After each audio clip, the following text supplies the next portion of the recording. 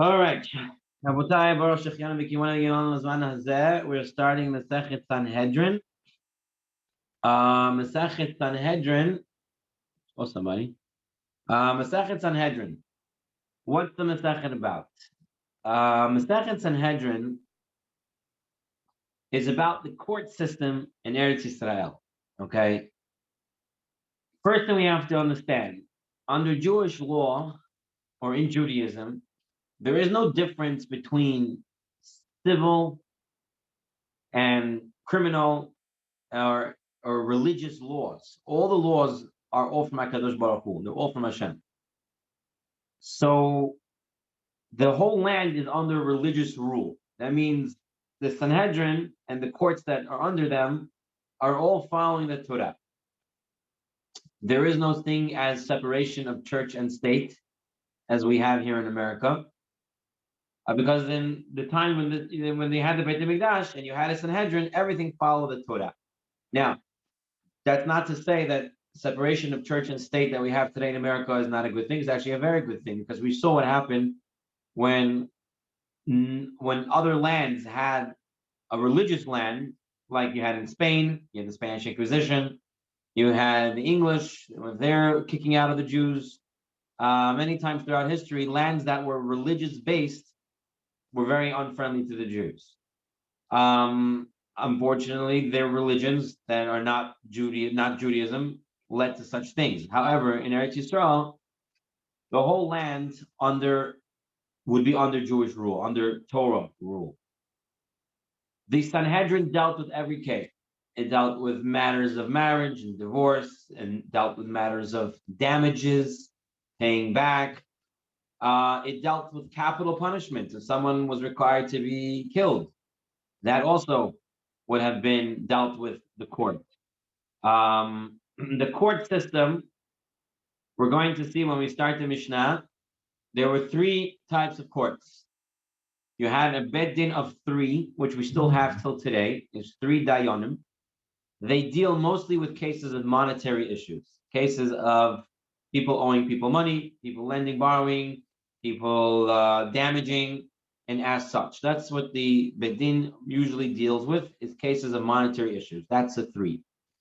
Throughout Israel, during the times of the temple, during the times we had a Sanhedrin, any city, any place that had 120 residents, 120 people living there, they were okay to get a Sanhedrin Ketana. Sanhedrin Ketana, a small Sanhedrin, is 23 judges.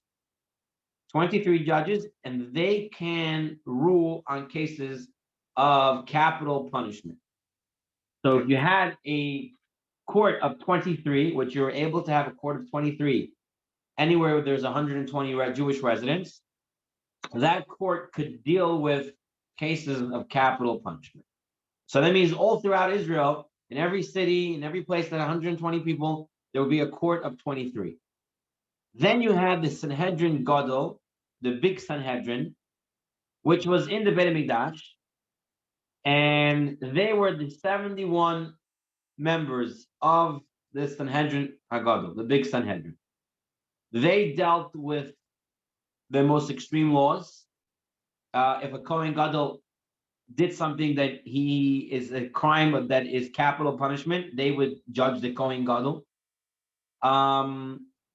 They dealt with other cases of law to set the law for Klal Yisrael, and they were where everything came out from. In fact, anywhere there was a Beit Din of 23, it was the Beit Din, it was the Sanhedrin Hagadol, the 71, who established the 23 wherever they were.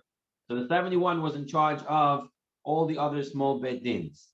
The Beit Din of 3, the House of Judges of 3, the courts of 23, and the court of 71. Ephraim. The number, I remember 71, but the number 23 and 3, who came up with that number? Very good. It's going to be dealt with in the Mishnah.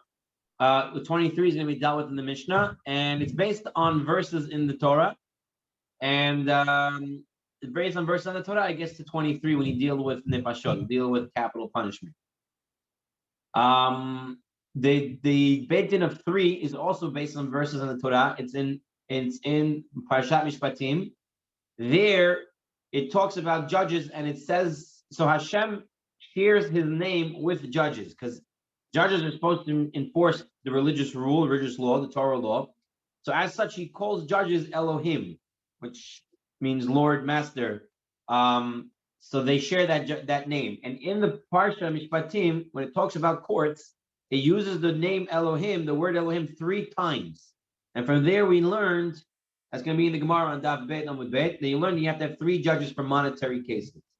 We're going to learn 23 judges for capital cases, and Sanhedrin Gadol needs 71 judges. Now, there is no appeal process in the Jewish court system. Okay, once the court brings out a law, now sometimes the law can be rescinded if the court is as great as it was when it put the law in. We'll get into that later. But in the appeal process, as we know in the United States, which goes from the low courts to a bigger court to the Supreme Court eventually, that doesn't exist. It didn't go that way from 323 to 71. It did not work that way in Klal Yisrael. So you had the different courts that dealt with different laws. There is no jury system in Jewish court system. That is an invention of the later countries, all because there's a lot of corruption in government. We're talking about an ideal time in Judea where the judges would be honest, right? It's very important that the judges are honest in order to make sure that they can follow Torah law. Because once you have corruption, you'll lead to Spanish Inquisition with your religious rules and stuff like that. So there was no judiciary, there was no jury, there was no jury in Judaism. The rabbis who sat on these courts had something what they called smicha. Okay, now what is smicha? Today, rabbis also have smicha. Is it the same smicha that they had back then? Absolutely not. There are 2 types of smicha. Smicha literally means the leaning of your hands, which means to lean on someone, which meant that Moshe Rabbeinu, who got an authority from God, placed his hands on Yehoshua and the Zikanim and the 70 elders, and they were the next group's leaders.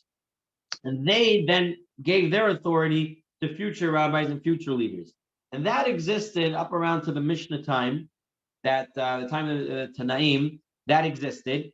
Eventually, and you only could give smicha in Eretz Yisrael, only in the land of Israel. So when the Jews went to Bavel, already those who didn't go to Israel to get smicha wouldn't have smicha. They would be rabbis, but they wouldn't have that authority to rule on laws. And for the Beit Din of 23, for the Beit Din of 71, they would not be able to rule on that. Today, when we say a rabbi has smicha, that means he went to yeshiva, he learned certain sections of Shulchan Aruch. There are different smichas for different rabbis. Some rabbis have all the smichas, some rabbis have some rabbis have others that others don't have. Which means is you have a license to rule on these laws in the Shulchan Aruch. So whatever simanim, whatever laws you learned, you have authority to rule on those laws. That's what smicha today is. It's a license. Now, the story whether a rabbi needs smicha or not, most rabbis would say until a couple of maybe 10, 15 years ago, no one even asked for smicha. People knew this guy knows his Torah. He taught Torah. In fact, by many of the Sephardic countries, for the past 1,000 years, most people didn't have an official paper that said you have smicha. People knew that he was a chacham. He was a chalfeh. They learned from him. They knew that he was someone who knew his stuff. Eventually, a lot of the European countries started, basically they have all these universities and they started giving out documents. So the Jewish schools also started giving out diplomas and documents that a person had. It's a good thing to have. This way, the person went to a legit school and he knows legitly what to say and you know who his rabbi is. So that's the way we have it in today. But the smicha, in order to be a dayan, a judge on Jewish courts, had to have been passed down hand to hand from Moses, from Moshe Rabbeinu all the way down to when they have it. And that's pretty much the background of the court systems. I just want to say before we start, what does the word Sanhedrin actually mean? What does the word Sanhedrin? Everyone knows Sanhedrin. What does Sanhedrin actually mean? So here in the Masifta Gemara, he wants to say that Sanhedrin means a place of council, and the word is actually a Greek word. The word Sanhedrin, and in the Steinsaltz he says the Greek word for council is Sanhedrion. It's the Greek word Sanhedrion. It means an important council of judges or rulers. So the word Sanhedrin actually means a council, a group of judges and rulers in Greek. However, our Chachamim wanted to find more of a understanding to the word Sanhedrin. So Harabeinu Avadia Mibar Tenura, he writes that Sanhedrin means Sonei Hadrat Panim, those people who hate impressive appearances. I mean, you have a nice face, you're rich and you're wealthy and you're noble. The judges have to be able to hate that, meaning not to judge them favorably because they're of nobility, but rather to see everybody the same. That's the way Rabbeinu Avadi Bar Tenura looks at it. They bring here from the Tiferet Israel, Soneh Hadrat Din, Shoneh Hadrat Din. They teach how to do mitzvot well. The Hidur mitzvah, Hidur Din. They teach the Klal Yisrael how to do mitzvot good. I heard from Rav Moshe Meir Weiss Shlita, he said that Sanhedrin can also mean, for example, Hadran. We know the Hadran, we say at the end of the Gemara, means to repeat. Hadran Sinai.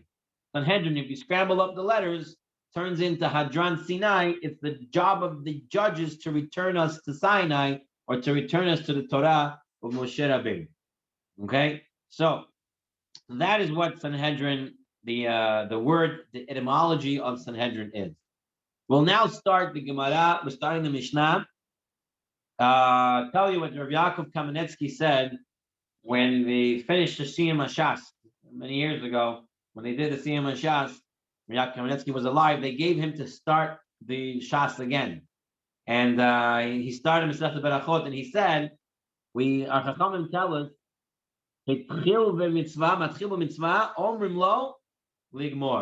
once someone starts a mitzvah, we tell him he should be able to finish the mitzvah. So Hashem, yes, Sanhedrin is a big masachet, but Hashem should, just as we're starting it, Hashem should give us the zechut to finish it as well. All right, starting the Mishnah. Yes, Malkiel. Masechet Makot is part of Sanhedrin? And if it is it the beginning of it or towards the end? If it would be part, it would be at the end. If it would be part, it would be at the end.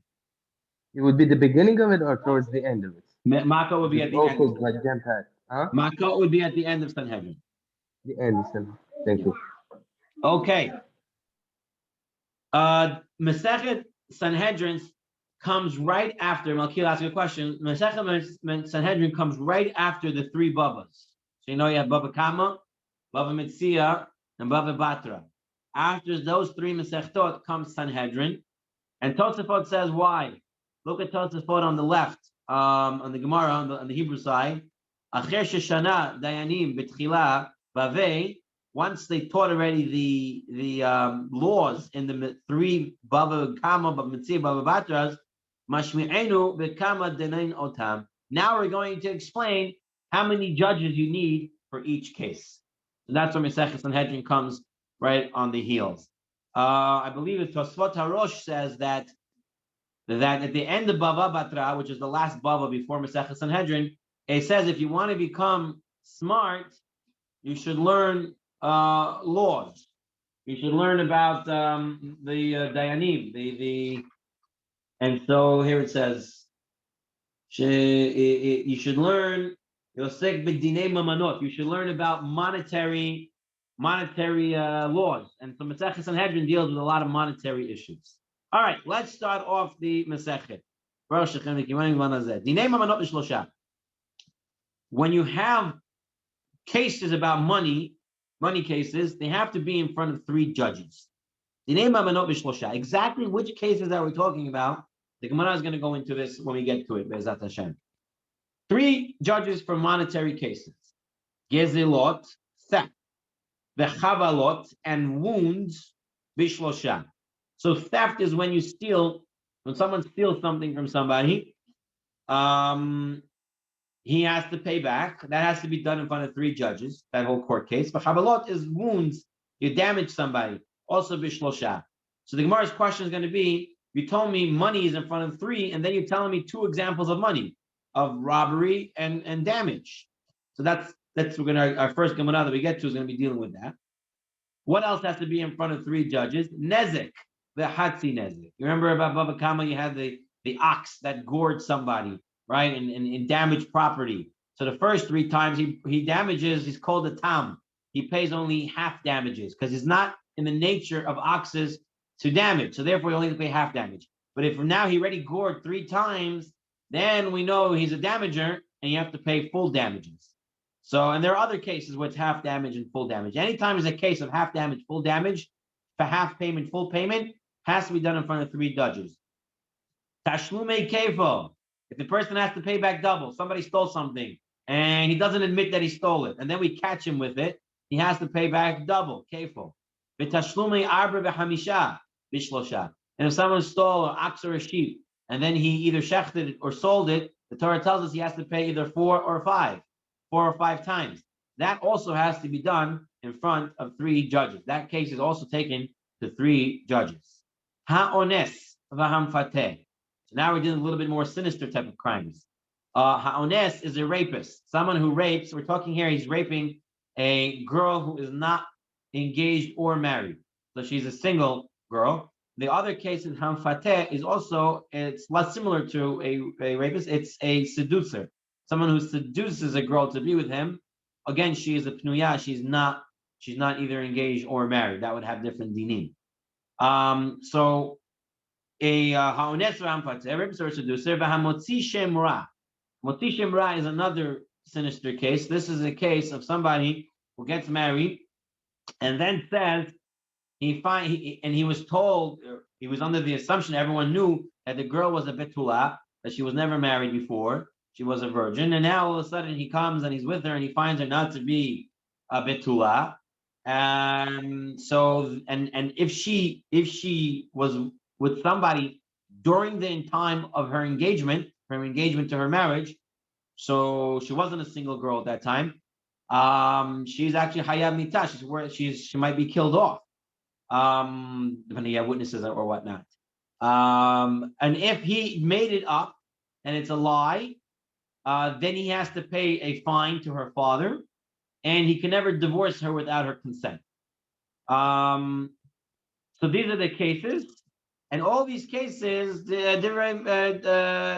all these cases need 3 judges. These are the words of Meir. However, the rabbis say, Motzi Shem Ra ve'esimu shlosha. The rabbis say, no. When it comes to the one who says about his wife, you have to have 23. Because it can come to a case of someone dying. It can come to the case of killing someone. And we know, I already told you in introduction, capital punishment has to be done in front of 23. So since Mochi Shemra can lead to killing 2 ways. Either the girl, if they have witnesses that she was with someone between her engagement and her wedding, or the witnesses who gave false testimony. Remember, if witnesses give false testimony, and then we find out that they're Edom Zayimim, whatever they wanted to do to someone else happens to them. So they might get killed off. So if it is a case of capital punishment, it has to be done with 23. At the end of the Mishnah, we'll review from the Rambam all the halachot that apply to this Mishnah. Next case, Dinei Nefashot, capital punishment cases, anything that has physical damage or killing. Makot bishlosha. When it comes to makot, when it comes to giving lashes, you only need 3. Mishur Rabbi Shmuel says be'esrim u'shlosha. No, you need 23. So machok 3 or 23. We'll wait for the Gemara for this one. Ibur hachodesh bishlosha. Ibur hachodesh. What does it mean? Ibur hachodesh. It means a leap month. It means an extra day in a month. What are we doing extra day in a month? So very simply to understand, the Jewish calendar follows the months of the Jewish calendar follow the lunar cycle. A lunar cycle is around 29 and a half days. 29 and a half days. Now, I don't know about you, Malkiel, but I don't want my day switching in the middle of the day. So that's why You can't have middle of the half a day, 29 and a half a day. Now it's a new month now. So we don't do that. So once every other month or so, 1 month will be 29 days, 1 month will be 30 days. Now to decide which one is which, we waited for the witnesses to come and they say they saw the new moon. And based on the witnesses and based on the calculations, they would then be Mekadesh the new moon. They would say it was a new moon, a new month. So that had to be done in front of 3. Now, from the time of Hillel, since he knew we're not going to be able to accept witnesses anymore for the lunars for the month anymore, Hillel set up a calendar in the Beit Din of 3. He set up a calendar for all time immemorial. So going forward forever, we have a cycle that we follow in order to have the calendar. So it needs to be done in front of 3. Ibur Hashana Bishlosha. Also, in order to make a leap year, a Jewish leap year is an extra month. This year we have 2 Adars, Adar Aleph and Adar Bet. So why do we have an extra month? Put it very simply this way. You have 29 and a half days, times that by 12, you get to 354. You have 354 days in the lunar year, but you have 365 days in the solar year. Now the Torah says you have to make Pesach in the springtime, and you have to have Sukkot during the harvest time, the autumn equinox. So now if you 11-day difference between the lunar and the solar cycle, if every year you would keep following only the lunar cycle, after 3 years you're going to be a month off, and then another 3 years you're going to be 2 months off. And this is similar, lahavdil, to the Muslims with their Ramadan. The Ramadan by the Muslims every year is a different. It keeps going up higher and higher. So that's what sometimes they have Ramadan in the winter, and they say it's easier because they can eat at night, not during the day. And the summer is hard for them because they can eat only at night and it's longer days. So based on, and it's a whole month for them. So they only follow a lunar cycle. But we don't just follow a lunar cycle. We have to have a lunar and a solar cycle. So we have to put the 2 together. So as such, around every 3 years, you want to throw in another month. However, think about it. You're still off by 3 days. All right. It's 11, 11, 11. You're only adding 30 days.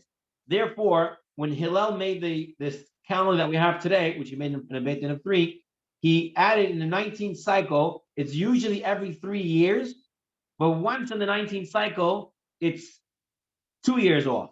It'll be 1 year off and then 1 year again. Usually it's every 3 years, and once it's every 2 years. This way to make up for those 3 days that it's going to add up and cause us to be off. So that whole process of adding a leap year, an extra month, also had to be done in front of 3. Devar Rabbi Meir. Rav Shimon Gamliel says, B'shlosha matchilin, they started with 3 judges, u'chamisha nosim v'notzin, but then they add 2 more judges as the process goes on. And then v'gomrim b'shiva, but then they end the process of adding the leap year with 7 judges. So it starts with 3, then they add 2 more judges, and then they add another 2 more judges, so eventually they finalize it with 7 judges. However, but if they started with 3 and ended with 3, they didn't add on the more judges, the Mishnah says it's still considered a leap year. As long as you have those 3 judges that did it, it's considered a leap year. Next, we're on 2A-2 now in the art scroll. Semichat zekinim va'arifat egla b'shlosha. What is semichat zekinim? Yes, if I had a question? I'm sorry. Yes, during the time when we did have witnesses to confirm that they saw the signs to say this is the Rosh Chodesh, correct? Right. Who did they approach? Not their local Beit Din. They came to the Mikdash. They came to the Beit Mikdash. And okay, but who kind of tested them? Was it the Kohen Gadol or who? No, the Dayanim in the Beit Mikdash. The Dayanim, from the 3 Dayanim from the Sanhedrin and Gadol, wherever one of those Dayanim that were there, were testing them. So it was always 3 from the beginning. Yeah. Always, yeah. Okay, Smichat Zekinim. What's Smichat Zekinim? So 2 ways to understand this. If Sanhedrin told us a certain din in la halacha, they told us a certain law, and the law was wrong, and we all were nichshel, we all did it wrong. So we have to bring a special a special bull, as a korban, as an offering, to make a tshuva.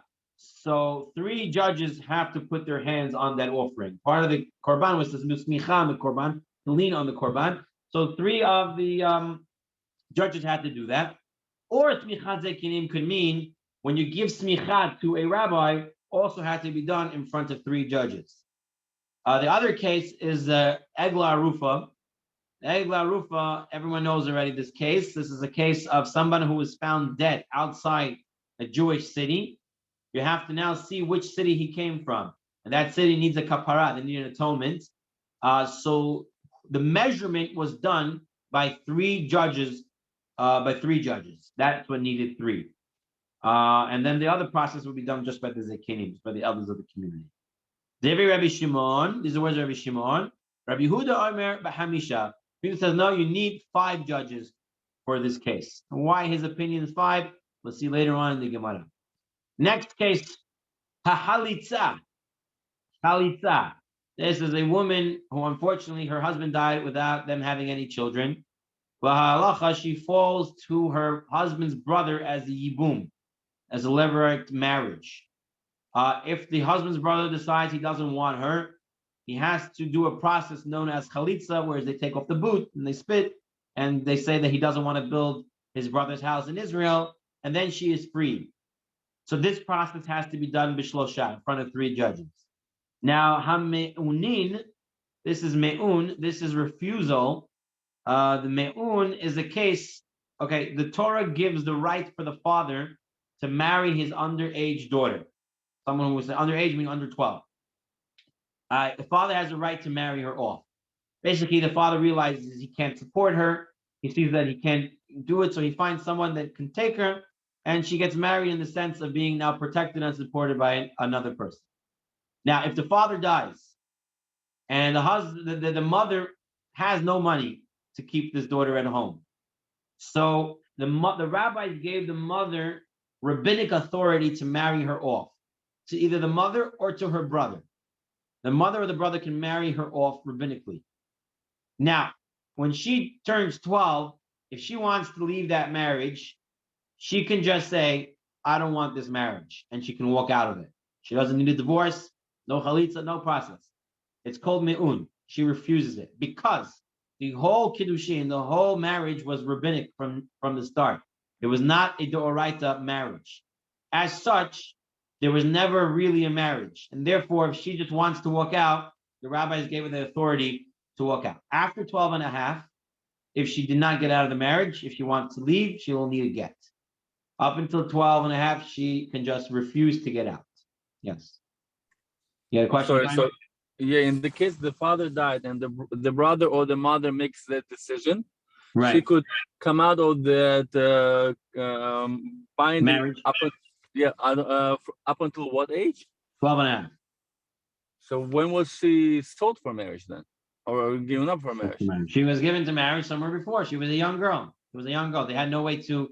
I don't think, in sense of marriage, that he was knowing her biblically in that sense, but more it was the sense of protecting her, making sure she has food, and then she was working around the house.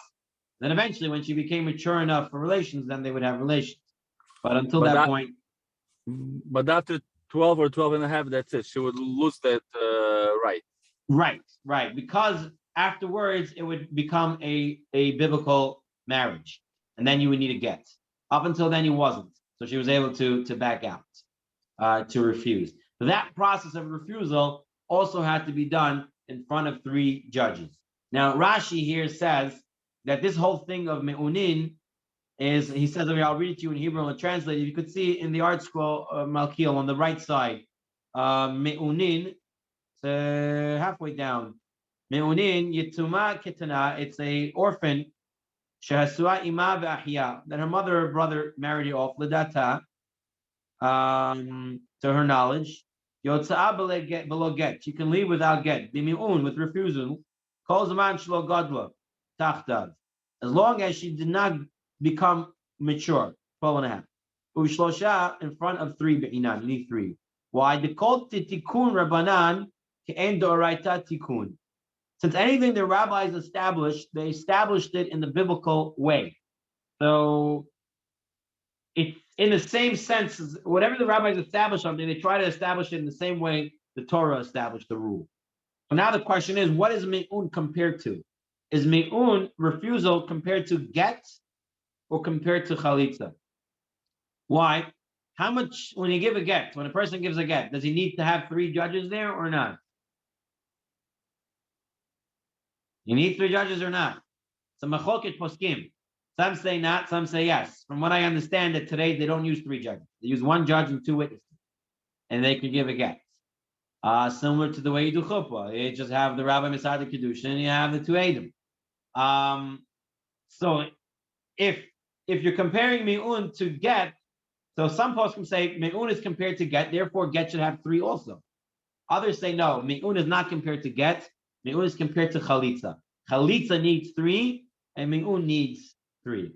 That probably makes more sense why the Mishnah paired them up also together. Chalitza v'hame'unin b'shlosha. Okay, that's the cases of chalitza and me'un. Next case, neter rava'i u'ma'aser sheni she'en damav yodim b'shlosha. Neter rava'i. What's neter rava'i? This is, we know the halakha. The first 3 years that you have a fruit tree, you cannot eat from the fruits. The 4th year fruits have to be taken up to Jerusalem. The same story with Maaser Sheni. Maaser Sheni has to be taken up to Jerusalem. This is the second site that you take in the years 1, 2, and 4, 5. Right? Years 3 and 6 is Maaser Oni, and year 7, everything is Shemitah. So year 1, 2, 4, and 5 is Maaser Sheni. You have to take the food up to Jerusalem. If you cannot take the food up to Jerusalem, you redeem it. You redeem the value on money, and then you would take the money to Jerusalem to buy food and drink in Jerusalem, right? So the evaluation process to evaluate how much the food costs, that's what the Mishnah is talking about. So neter rava'i, the 4th year fruit you have to take up Jerusalem, you have to get it evaluated by 3. Maaser Sheni, you have to get it evaluated. She'en damav yodin, if you don't know the amount. So if you know that a pound of apples costs $1, you have 10 pounds, you take up $10. But if you don't know the amount, and Rashi says, what's the case that you don't know the amount? It's no longer in the marketplace, and the fruit is starting to rot. So it's not worth as much as it was before. So at this point, you have to get 3 judges to come and evaluate it. What about the 4th year fruit? If I know the value, do I need 3 judges or not? So do you say the words of the Mishnah, she'en damav yodin, that you don't know the amount? Does it apply to both cases, Maaser Sheni and neter rava'i, or it only applies to Maaser Sheni?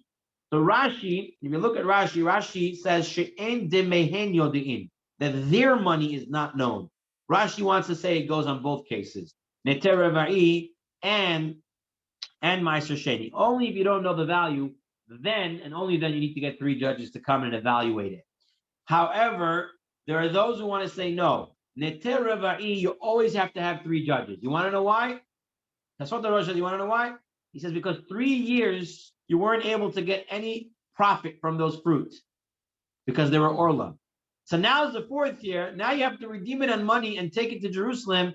You might cheap out. You might not do the real evaluation because you don't want to spend so much. You already lost so much money. You don't want to take more money now and spend it in Jerusalem. So as such, you have to get it evaluated correctly.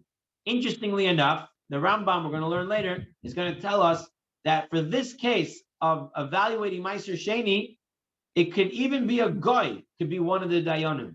And even the person himself can be a dayan, can be a judge for evaluating. And even a woman can be a dayan for evaluating. One of them can be a woman or himself or a guy when it comes to evaluating the value of Maaser Sheni. Okay, next case. Hehekdeshot bishlosha.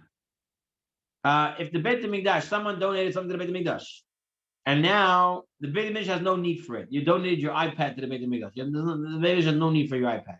So someone can give the value for the iPad to the Beit HaMikdash, and then he can get it. He can use the iPad, and the Beit HaMikdash will take the money.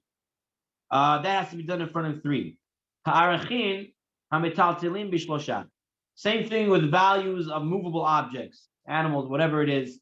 You have to do the valuation in front of 3 judges. Rabbi Yehuda Omer, echad mehen kohen. However, you have to have one of the judges have to be a kohen. When you're dealing with Beit HaMikdash stuff, one of them should be a kohen to make sure we get the full value. V'akar tish'a v'kohen.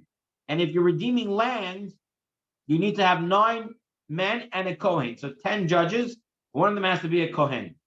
V'adam kiyotze behen. Same thing for the value of a man. You need to have 10. You need to have one of them being a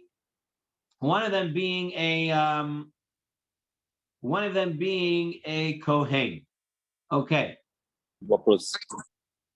Question? All right. Dine nefashot. Okay, now we're coming to dine nefashot. Capital punishment, capital cases that people can die in, that can be killed from the bed din. Dine nefashot be'esrim u'shlosha. You need to have 23 judges when it comes to the cases of capital punishment. What are some of the cases? Harove'a. If a beast sodomizes a person, so a beast either sodomizes a man or a woman, doesn't make a difference. So now the beast needs to get punished, and that has to be done before you kill the beast. You have to have 23 judges. Moshe, what's sodomizes? What? What does sodomizes mean? If a beast, let's say, rapes a woman or rapes a man, Right. an animal rapes a man or a woman, or if a man sodomizes an animal, he has relations with an animal. These have to be, all these cases have to be dealt with 23 judges. Shneimar, because it says, if a woman would lay with an animal, they have to kill both the woman and the animal. And it compares woman to the animal to tell us that the same way a human is executed by 23 judges, is convicted and then later executed by 23 judges, same thing goes for an animal. The Omer, and it says, and the animal you also shall kill. So you see, you have to have 23. Shor haniskal, if an ox killed a person, you have to stone the ox. Has to be done with 23. It says an ox that is stoned dies like if his master would be killed. So therefore, the death of an animal is like the death of a human, that you need to have 23. So in order to execute an animal that damaged, that killed, or did some sort of criminal activity, it would need to have been done in front of 23 judges. Gemara, the Mishnah continues, Haze'ev, a wolf, V'ha'ari, and a lion, Hadov, and a bear, V'hanamer, and the leopard, V'harbardilas, and the bardilas. The bardilas, I'm going to just translate it for bardilas for this moment, then we're going to go into it in a second. V'hanachash, and the snake, Mitatam be'esrim shoshat. If they kill somebody, you also need to judge them by 23 judges. So if a lion kills someone, you can't just kill the lion. You have to bring him to court. 23 judges have to rule on him. That's what the Tanakama says, the first rabbi in the Mishnah. Rabbi Eliezer says, no. We don't wait to bring the lion or the snake to the court. Whoever kills this lion or snake or anyone that killed an animal that killed someone, you just kill him right away. He's zacha. He gets merit. Exactly what he acquires and what merit he gets, we'll see in the Gemara. Rabbi Kiva says no. You need to have 23 judges in order to execute any of these animals that killed somebody. You have to try him. You have to try the animal in court. Now, what is this bardelis? Bardelis, a lot of times in Shas, a lot of times in Gemara, they translate bardelis as a polecat. However, in this sense, it doesn't make sense because polecats don't really kill people. So they say it's either a hyena or cheetahs. And those are the other opinions. I know in the article it says polecats, but there are those who say that it depends where in Shas, where in the Gemara you're learning, it might mean something else. So if you have the Steinzelt, you'll see he has a picture of a polecat then a hyena, and then a cheetah on the bottom. Although he says cheetahs that don't usually attack people. Cheetahs don't usually attack people, but they're strong enough that if they did attack someone, they would eventually kill the person because they are strong enough to kill someone. Okay, moving on. If a whole shevet went to Avodah Zarah, most of the shevet is now doing Avodah Zarah. They're living in Israel and they're all going Avodah Zarah. Or if you have a false prophet, or if a Kohen Gadol did a crime, you cannot judge them unless you have this big Sanhedrin, all 71 members of the Sanhedrin.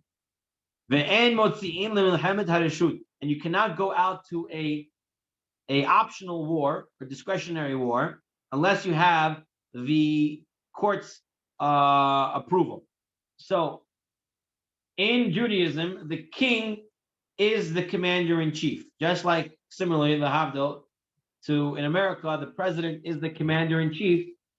However, he cannot go to an optional war without the Sanhedrin's approval. What's an optional war? Any war that is not for self-defense. Self-defense is a required war. So if Goyim started coming in and attacking the Jewish people, you have to fight that. The king doesn't need any permission for that. Any of the wars to fight the 7 nations of Canaan are considered a required war. The king doesn't need permission from the court.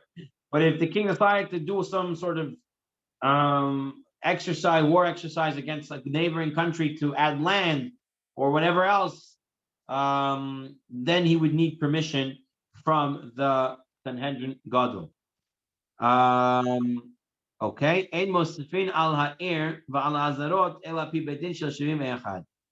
cannot add on to Jerusalem, and you cannot add on to the temple courtyard except by a court of 71. If you want to make Jerusalem now bigger and make Kedushat Yerushalayim in more places, you cannot do that unless the Beit Din, the Sanhedrin Gadol does that.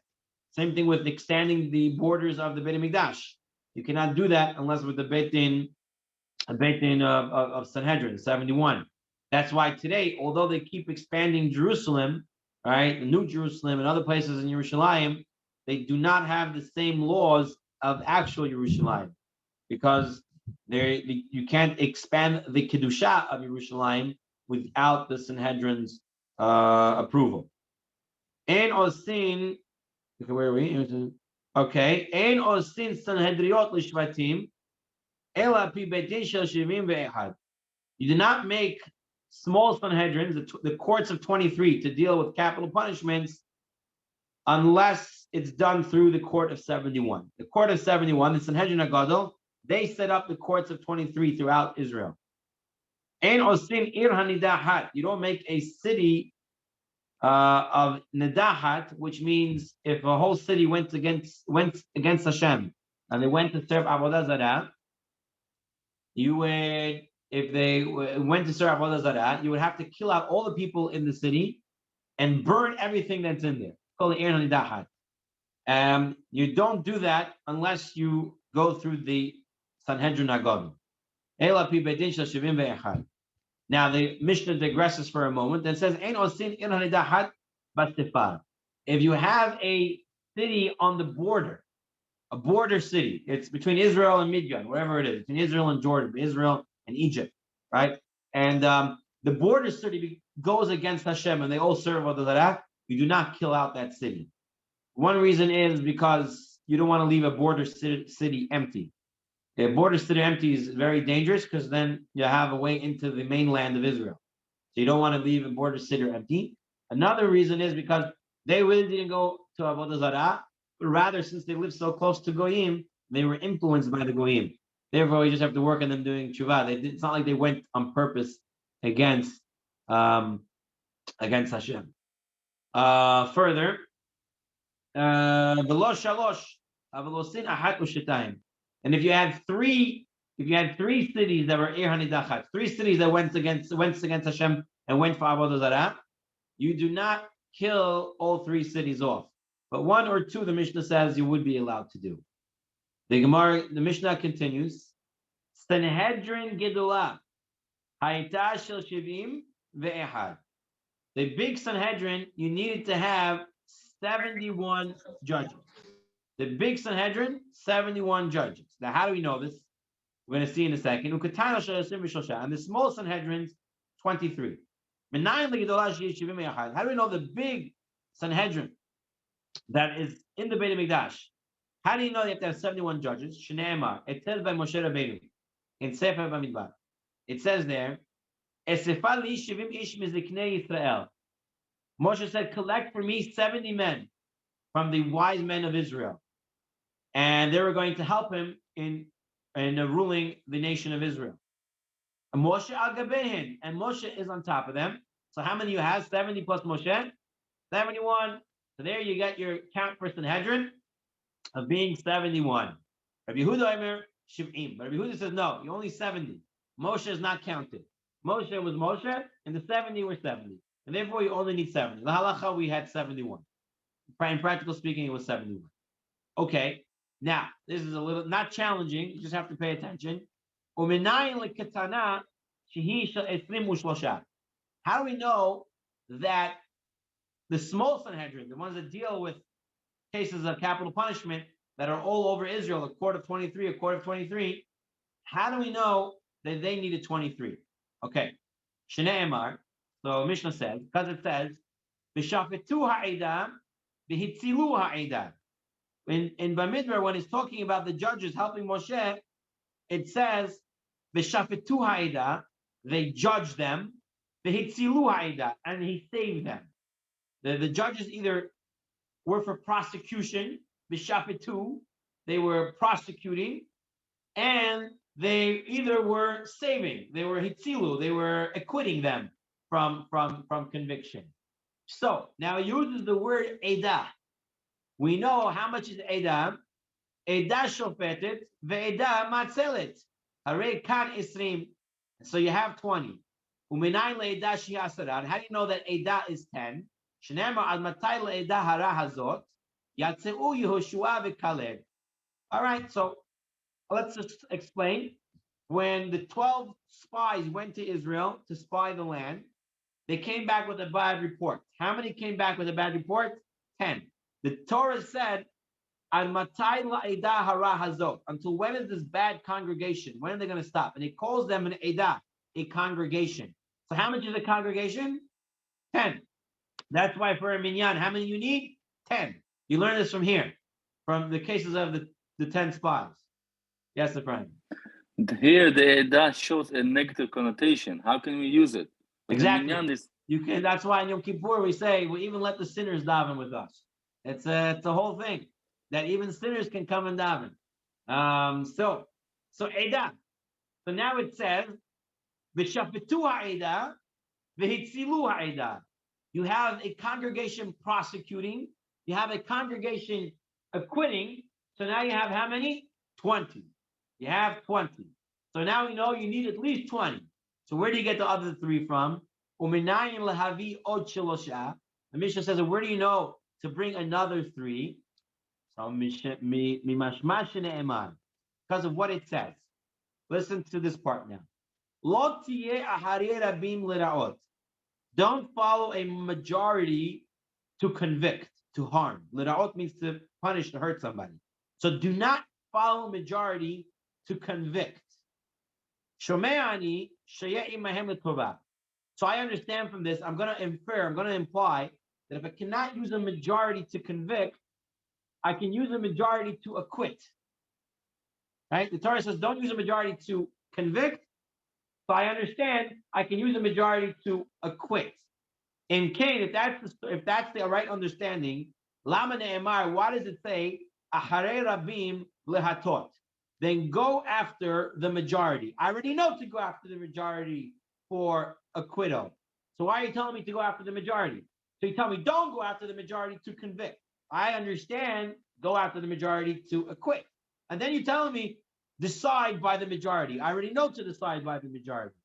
The Mishnah says, now this is the way you have to understand. Lo kehayetecha kehatayetcha l'tova hayetecha l'ra'a. haytatcha l'tova al pi ed echad, al pi echad, haytatcha l'ra'a al pi shenayim. We learned from here something very important, that in order to convict, you have to have a majority of 2. Because it says you cannot go after majority to convict, a majority of 1. If you have a majority of 2, you could convict. In order to acquit, you only need a majority of 1. Okay? So you need to have at least 2 more judges so you can get to an acquittal. You can get to a conviction. You get to a conviction. You need to have 10 and 10, because it says 10 for prosecution, 10 for acquittal, and then you can't convict unless you have 2 more. So you have to add 2 more. So now you have 22. So where do you get the third one from? The last one, and Mishnah on the article 2B1 on the top. The ein bedin shakul. You cannot have an even bedin. You cannot have an 11-11. 22 is 11-11, because then you're very likely to get cases where no one is agreeing. It's the half and half, 50-50, and then you're not moving on with the case.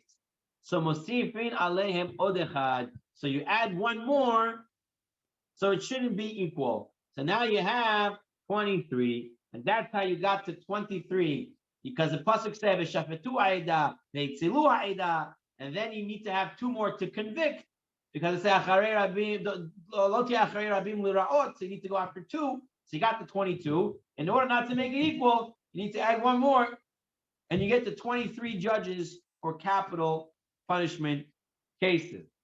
Okay? Yes, Malkir. You said before that the Mishnah mentioned before, Rabbi Yehuda said they need 70. Isn't that even? They need 70 judges for the Sanhedrin Gedolah. Right. So how would it make possible in this case we can't have even? Very good. And I'm not sure Very have good even, question. so Right. that would be an issue. That's why we didn't do that. We didn't go to Rabbi Yehuda. When they actually had a Sanhedrin, they had 71. Very good question, because he had 35, and then you would have an even court. So you would have 71. Okay. Frime, you had a question? Yes. What's the reasoning why we need 2, a difference of 2 to convict someone? Because we don't want to just kill somebody unless we have more of. It's harder to get 2 more than to get 1 more. So it's going to be less killing. It's going to be less capital punishment. We're not trying to kill people off. We're trying not to kill them off. So as such, it's to get a majority of 2 is harder than getting a majority of 1. So that's why they would want 2 more to convict. You want to be certain, more certain, the best of our ability before we convict somebody. That's why you need 2. I thought the decisions of life and death usually are decided only by the Sanhedrin Gedolah, no? No, Sanhedrin Ketana. Nefashot is Sanhedrin Ketana. 23. Now,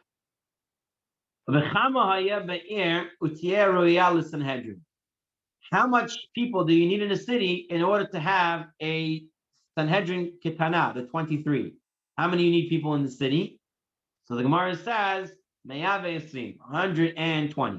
Have 120 people in the city, you can already have a Sanhedrin Ketana. Rabbi Nehemiah Omer, you need 230. You need 230. Kineged Sarei Asarot. And because it corresponds to the officer of 10s. Remember, Yitro's idea was 1 judge for every 10 people. So if you do 1 judge for every 10 people, you have 230 people, so then you have 23 judges. That's the Rabbi Nehemiah gave. The Tanna Kama, the first rabbi in the Mishnah, who said 120, he didn't give his reason here. We'll have to get into the Gemara later on to figure out his reason. Now, before we go on with the Gemara, and we're already at 126, so we're going to have to sum it up. Well, I just wanted to review with you quickly the halachot that come out from this Mishnah. Now, a lot of these halachot that come out here are not applicable today because we don't judge capital cases. Therefore, a lot of it is not found in the Shulchan Aruch. However, the Rambam, when he did his Pirush on the Talmud, the Rambam codified all the laws of the Talmud, even ones that were not applicable in his times. So a lot of times when we're learning this Masechet, we're going to be going to the Rambam to see what the halacha is. Okay? Now, we know the Shulchan Aruch used the Rambam as a primary source for his codification of the Shulchan Aruch, right? So let's just take a look. For cases of monetary law, which we still judge today, and 3 judges can judge monetary laws, they're done by 3 judges. Sometimes you can even have 1 expert judge. We're going to learn about that next week, B'ezras Hashem. 1 expert judge can sometimes deal with money cases. And if the people agree, the people in the case agree, they can use any 3 people, or they can even need compromise. They don't even need to use a court. What are the stuff that a court of 3 deals with? Theft, personal injuries, damages, payments of double and 4, payments of theft, payments for rape and seduction, makot, also in front of 3. And Motzi Shemra, according to the Rambam, the person said about his wife that she didn't have betulot, you need 23 judges. The Rambam says you need to have 23. It's a case of the Dinei Nefashot. Adding a day to the month, you need to have 3 judges. Adding a month to the year, started with 3, went to 5, went to 7. Okay, that's the way the Rambam held. Smichat zekinim, either putting the hands on the ox for the kapara or giving a rabbi rabbinical ordination, had to be done by 3 members of the Sanhedrin. You have 3 judges. Breaking the Eglah Arufa's neck, the measurement has to be done by 5 judges, according to the Rambam. That was the opinion in the Gemara. Rabbi Shimon said you need 5. The Rambam holds like that, you need to have 5. Chalitza has to be done in front of a court of 3 judges. Neter Reva'i, the 4th year fruits, to evaluate them, you need to have 3 judges. Ma'aseh Sheni, if you know the value, you don't need any judges. If the value is not clear, you have to have 3 judges. The Rambam says one of those judges can be a goy, can be the owner himself, or could even be his wife. Okay? Anything from the Beit HaMikdash, any property from the Beit HaMikdash that you want to redeem, has to be done in front of 3 experts. Land has to be done by 10 judges, one of them being a Kohen. All capital cases, including killing of an animal, even a domesticated one that killed a person, has to be judged in front of 23 judges. If an entire tribe made avodah zarah, you have a Navi Sheker or a Kohen who did something that maybe required the death penalty, you need to have the Sanhedrin Hagadol. You need to have 71. An optional war, only by the authority of the Sanhedrin Hagadol, the 71. Adding on to Jerusalem, adding on to the temple, 71 judges. Sanhedrin, the small Sanhedriot, are set up by the great Sanhedrin. They're appointed and set up by the Sanhedrin Hagadol. To say a city is an Ir Hanidachat, you need to have the Sanhedrin Hagadol. A city on the border, and Rambam says 2 adjoining cities, they can never become Ir Hanidachat. So either a border city or 2 cities that are next to each other and both of them become Ir Hanidachats, they do not get killed out. Sanhedrin is 71 people, and the Sanhedrin Kitana is 23. A city has to have at least 120 residents to get a Sanhedrin Kitana. The Rambam says, when a court judges a case of capital law, it may vote to acquit the accused on the basis of a majority of 1 judge. A decision to convict the accused may be taken only when there is a majority of 2 or more judges. So Rambam brings it down the halacha. So to acquit with 1, to convict, you need to have 2 or more. Right? That pretty much covers, I think, most of the halachot that we came out from this Mishnah. So B'ezras Hashem, we're gonna stop it here. Let me just stop the recording, and then I'll take any questions anyone has. Give me 1 second. Recording stop.